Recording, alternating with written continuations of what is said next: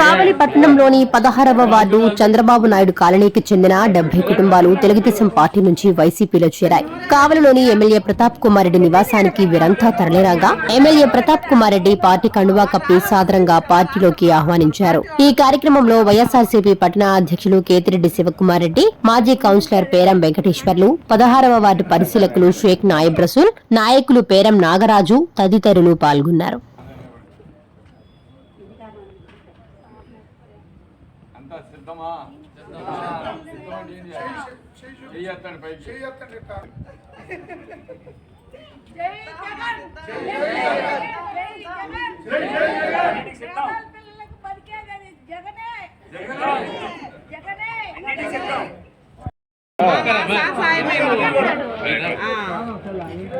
కొంచెం సైడ్ రమ్మా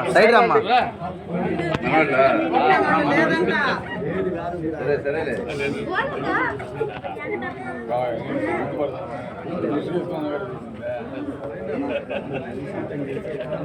side వచ్చమ్మా side రండి ఎమ్మెల్యే చెప్పలేవా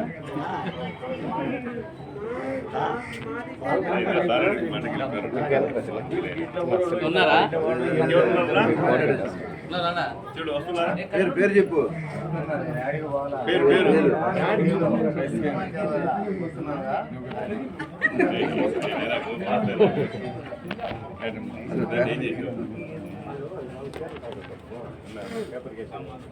అయిపోయా